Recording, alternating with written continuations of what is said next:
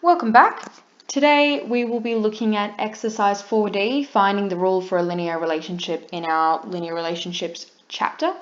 Okay, so there is a little bit of algebra involved today, but that's okay because it's all stuff that we've done before.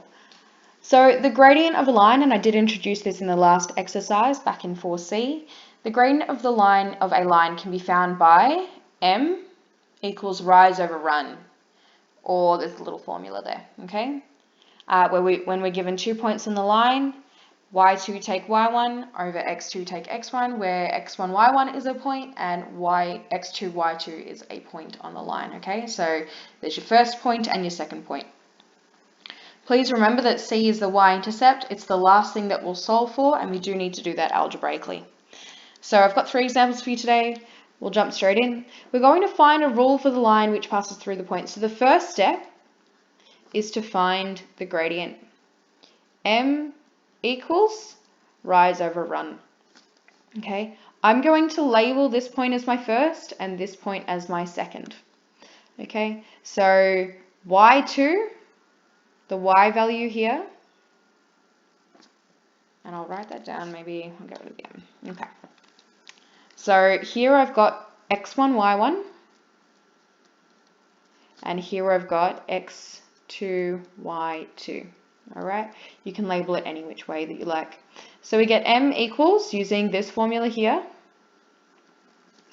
y2 is 5, take y1 is 3, over x2 is 3, minus x1 is 2. And we're going to simplify that. We get 2 over 1. I'm going to be naughty and work across the page, just otherwise I'll have no room, which is just 2, of course. Okay, so I get y equals 2x, where's my pen gone?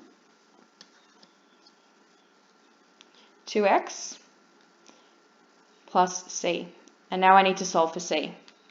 Okay, I'm not happy with the way that plus looks, so I'm going to fix that up really quickly. Okay, so now we're going to pick any one of those points and substitute in to find the c value. Okay, I by default just tend to pick the first point given. If the first point given has negatives, I'd recommend going with the other point if it doesn't have negatives, just because negatives are annoying. If one of them has a fraction, probably don't pick that one either. Pick whichever point you like. You could pick the second point, you would get exactly the same answer. But I'm going to write let x equal 2 and y equal 3. So I'm using this point here and I'm substituting in. So 3 equals 2 times 2 plus c. 2 times 2 is 4. So if I subtract 4 from both sides, okay, that will cancel out. That 2 times 2 minus 4 will cancel out. We'll get 0. C equals negative 1. So my final solution is y equals 2x take 1. So I'm going to replace the c value here. And I'll use another color pen. So I'm going to replace this value here with the solution I've just found. Okay, and that's all there is to it.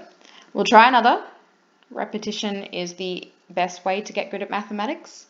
Okay, so 2 different points. We're going to do the same thing. I'm going to label them a little bit differently, just because this is what my brain prefers, instead of writing x1, y1, x2, y2 every time. So this is my first point, and this is my second point. My x1, my y1, my x2, my y2, and those numbers next to it just help me remember which is which. I'm going to do the same thing. So I'm going to calculate the gradient first. M equals, y2 is 6, y1 is 2, x2 is 5, and x1 is 1. 6 take 2 is 4, 5 take 1 is 4, so I have a gradient of just 1. So y equals just x on its own plus c. I don't need to write 1x. Okay, I don't have to specify that I have one pen in my hand. I have a pen, same thing without using the number. All right, and now we're going to pick a point. So again, I'm going to substitute in the first value. Let x equal 1, y equal 2. And that gives me 2 equals 1 plus c. The opposite of plus 1 is minus 1, and that will get rid of that.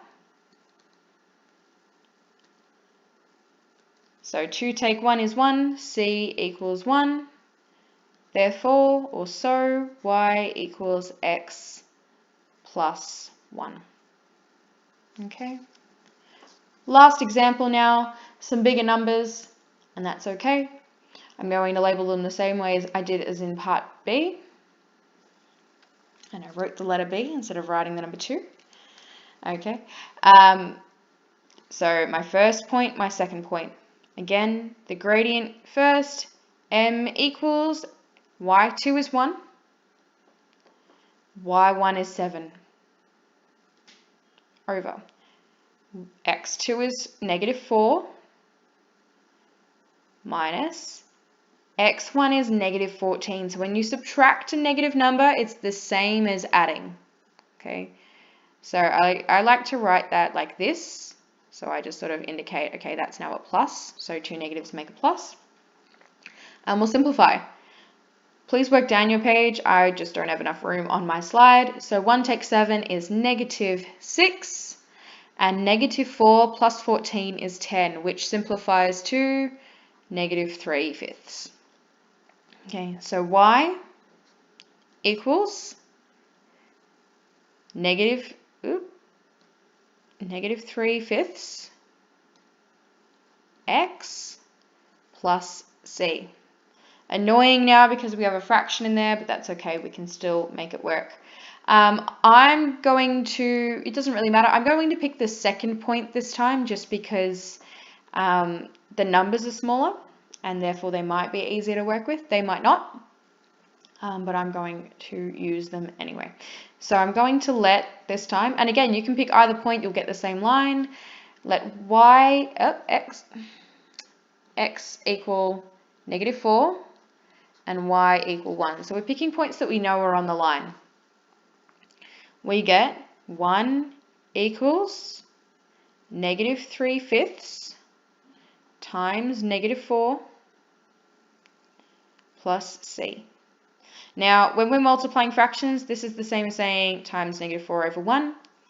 So I get negative 3 times negative 4 is positive 12 over 5. So 5 times 1 on the denominators plus c. And then I'm going to subtract 12/5 from each side. Okay, and the 1 here is positive. A quick note here. I'm going to grab, let's go a different color blue. Okay, these are going to, of course, cancel out. Okay, so the 12/5 minus 12/5, that just gives us 0. So we've got c on its own, which is what we want. Actually, I'll go red. 1 and whole number 1 is the same as saying, so I want the denominator to be the same, 5 over 5. So 5 divided by 5 is 1. This is going to make things a little bit easier in our next calculation. Okay, negative 12 plus 5 is negative 7. And the denominators are the same, so it should stay the same, equals c. And we get, so y equals negative 3/5 times x, which we don't need to write the times x, we just need to write x, my bad, minus 7/5. Okay, if you wanted, you could multiply the whole thing by 5. I've run out of room, so I'm going to have to leave it here. But I could write it as, actually I might be able to fit it right here in the corner. Okay, if I wanted to multiply everything by 5, I would get 5, y equals negative 3, x take 7. Okay, to get rid of those denominators. And they're exactly the same thing. I've just multiplied literally everything in here by 5 to get rid of the denominators and the fractions. Both are correct.